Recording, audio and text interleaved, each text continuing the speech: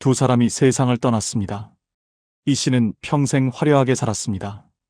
비싼 옷을 입고 고급 식당에서 식사하고 명품으로 가득한 집에서 살았습니다. 하지만 통장에는 빚만 남았습니다. 장 씨는 평생 검소하게 살았습니다. 소박한 옷을 입고 집에서 밥을 해먹고 낡은 물건을 고쳐 쓰며 살았습니다. 하지만 통장에는 10억이 남았습니다. 정약용 선생은 이렇게 말씀하셨습니다. 가난한 사람처럼 살아야 부자로 죽고 부자처럼 살면 가난하게 죽는다. 오늘은 왜 가난한 사람처럼 살아야 부자로 죽는지 말씀드리겠습니다. 이것을 모르면 평생 바쁘게 벌어도 결국 가난하게 삽니다. 첫 번째, 진짜 부자들은 가난한 사람처럼 삽니다. 정약용 선생은 부자가 검소하면 더 부자가 되고 가난한 자가 사치하면 더 가난해진다고 하셨습니다. 여러분, 진짜 부자들이 어떻게 사는지 아십니까? 텔레비전에서 보는 것처럼 화려하게 살까요? 절대 아닙니다. 워렌 버핏을 보십시오. 세계에서 손꼽히는 부자입니다. 하지만 60년 전에 산 집에서 지금도 삽니다. 점심은 맥도날드 햄버거를 먹습니다. 차는 중고차를 탑니다. 왜 그럴까요? 가난한 사람처럼 살기 때문에 부자로 남을 수 있습니다. 한국에도 그런 분들이 있습니다.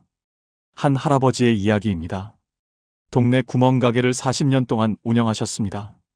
사람들은 저 할아버지 겨우 먹고 사시나 봐라고 생각했습니다. 항상 같은 옷을 입으시고 도시락을 싸드시고 전등을 아껴 쓰셨습니다. 그런데 돌아가시고 나서 알게 되었습니다. 강남에 빌딩이 세 채 있었습니다. 모두가 놀랐습니다. 어떻게 구멍가게로 그렇게 모았을까? 비결은 간단했습니다. 평생 가난한 사람처럼 사셨기 때문입니다. 정약용 선생이라면 뭐라고 하셨을까요?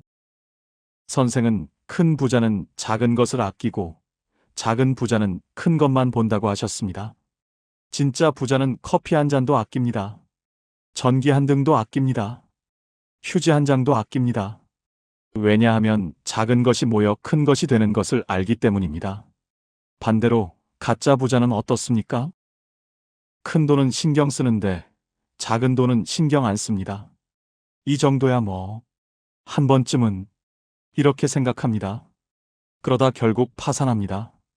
이제부터가 정말 중요합니다. 여러분은 어느 쪽입니까? 진짜 부자처럼 검소하게 살고 있습니까? 아니면 가짜 부자처럼 화려하게 살고 있습니까? 부자가 되고 싶다면 부자처럼 살지 마십시오. 가난한 사람처럼 사십시오. 그것이 부자로 죽는 유일한 방법입니다. 두 번째, 수입이 늘어나면 지출도 늘어나는 함정을 조심해야 합니다. 정약용 선생은 벌면 벌수록 쓰면 쓸수록 가난해진다고 하셨습니다. 여러분, 월급이 오르면 행복합니까? 처음에는 행복합니다. 하지만 얼마 지나지 않아 또 돈이 없습니다. 왜 그럴까요? 수입이 늘어나면 지출도 늘어나기 때문입니다. 한 직장인의 이야기입니다. 처음 월급은 200만 원이었습니다. 그때는 원룸에 살고 편의점 도시락을 먹고 지하철을 탔습니다. 5년 후 월급이 400만 원이 되었습니다. 기뻤습니다. 이제 여유 있게 살겠네. 그런데 생활이 바뀌었습니다. 투룸으로 이사했습니다. 외식을 자주 했습니다. 택시를 타기 시작했습니다. 옷도 비싼 것을 샀습니다. 1년 후 통장을 확인했습니다. 200만 원 받을 때와 똑같았습니다. 한 푼도 안 남았습니다. 오히려 카드값이 늘어났습니다. 이것이 함정입니다. 정약용 선생이라면 뭐라고 하셨을까요? 선생은 수입이 늘어도 지출을 늘리지 않는 자가 진정한 부자가 된다고 하셨습니다. 많은 분들이 이 부분을 놓치십니다. 이제 좀 벌었으니 써도 되지. 열심히 일했으니 보상받아야지. 이렇게 생각합니다. 그런데 이것이 가난으로 가는 지름길입니다. 반대로 부자가 되는 사람들은 어떻게 합니까? 월급이 200만 원일 때 150만 원으로 살았습니다. 월급이 400만 원이 되어도 여전히 150만 원으로 삽니다. 차이가 250만 원입니다. 이것을 저축합니다. 1년이면 3천만 원입니다. 10년이면 3억입니다. 이것이 부자가 되는 원리입니다. 가난한 사람처럼 계속 사는 것입니다. 수입이 늘어나도 생활 수준은 그대로 유지하는 것입니다. 쉽지 않습니다. 주변 사람들이 압력을 줍니다. 너 이제 과장인데 왜 그렇게 살아? 좀 쓰면서 살아. 하지만 흔들리지 마십시오.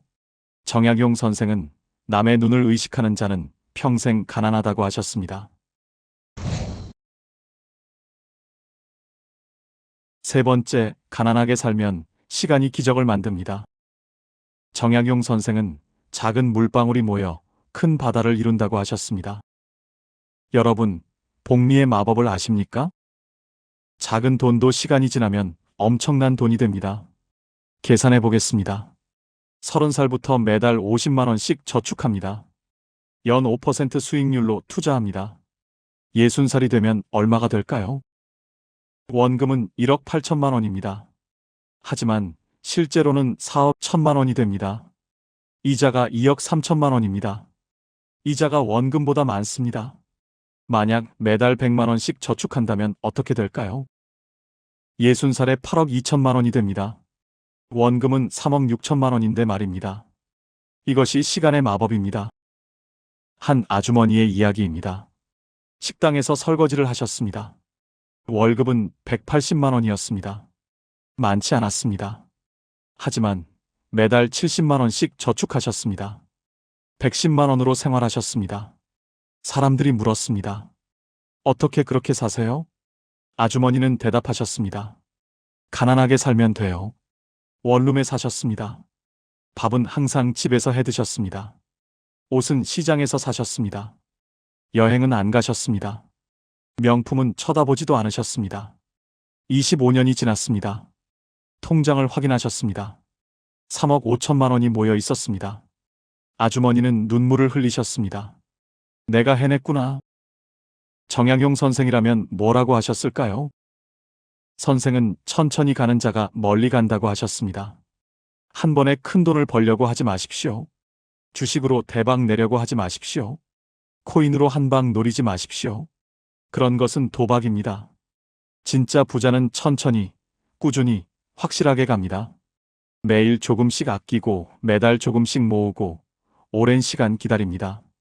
그러면 시간이 기적을 만들어줍니다. 여러분도 할 수 있습니다. 지금부터 시작하십시오. 하루에 5천 원씩 아끼십시오. 한 달이면 15만 원입니다. 1년이면 180만 원입니다. 10년이면 1,800만 원입니다. 여기에 이자가 붙으면 2,500만 원이 넘습니다. 30년을 하면 어떻게 될까요? 1억이 넘습니다. 커피 한 잔 안 마시는 것으로 말입니다. 네 번째, 가난하게 살면 마음이 평화롭습니다. 정약용 선생은 적게 가진 자가 걱정이 적고 많이 가진 듯 사는 자가 근심이 많다고 하셨습니다. 여러분, 부자처럼 살면 스트레스가 많습니다. 비싼 것을 사면 잃을까봐 걱정됩니다. 좋은 차를 타면 긁힐까봐 조마조마합니다. 명품을 들면 도둑 맞을까봐 불안합니다. 하지만 가난하게 살면 어떻습니까? 잃을 것이 없으니 마음이 편합니다. 한 할아버지의 이야기입니다. 평생 검소하게 사셨습니다. 낡은 옷을 입고 작은 집에 살고 중고 자전거를 타셨습니다. 사람들이 물었습니다. 할아버지, 그렇게 사시면 슬프지 않으세요? 할아버지는 웃으시며 대답하셨습니다. 나는 세상에서 가장 행복해. 걱정이 하나도 없거든. 정말 그랬습니다. 도둑 맞을 걱정이 없었습니다. 물건 망가질 걱정이 없었습니다. 남의 시선 신경 쓸 일도 없었습니다. 매일 산책하고 책 읽고 친구 만나고 평화롭게 사셨습니다. 반대로 부자처럼 사는 사람은 어떻습니까? 항상 불안합니다. 이달에 카드값 낼 수 있을까? 할부금 연체되면 어떡하지? 대출 이자 어떻게 갚지? 잠을 못 잡니다. 건강이 나빠집니다. 정약용 선생이라면 뭐라고 하셨을까요? 선생은 마음의 평화가 진정한 부라고 하셨습니다. 돈이 많아도 불안하면 가난한 것입니다. 돈이 적어도 평화로우면 부자입니다. 가난하게 사십시오. 그러면 마음이 편합니다. 정약용 선생은 이렇게 말씀하셨습니다. 가난한 사람처럼 살면 부자로 죽고 부자처럼 살면 가난하게 죽는다. 이것이 천지의 이치다. 오늘 말씀드린 4가지 기억하시겠습니까? 첫째, 진짜 부자들은 가난한 사람처럼 삽니다. 둘째, 수입이 늘어도 지출을 늘리지 않아야 합니다. 셋째, 가난하게 살면 시간이 기적을 만듭니다. 넷째, 가난하게 살면 마음이 평화롭습니다. 부자로 죽고 싶으십니까? 그렇다면 지금부터 가난한 사람처럼 사십시오. 검소한 옷을 입으십시오. 집밥을 드십시오. 대중교통을 이용하십시오. 작은 것을 아끼십시오. 사람들이 뭐라고 하든 신경 쓰지 마십시오. 정약용 선생의 삶을 보십시오. 선생은 평생 검소하게 사셨습니다. 하지만 500권이 넘는 책을 남기셨고 200년이 지난 지금도 우리에게 지혜를 주고 계십니다. 선생은 진정한 부자셨습니다. 여러분도 그렇게 되십시오. 가난한 사람처럼 살고 부자로 죽으십시오. 그것이 현명한 인생입니다. 시청해 주셔서 감사합니다.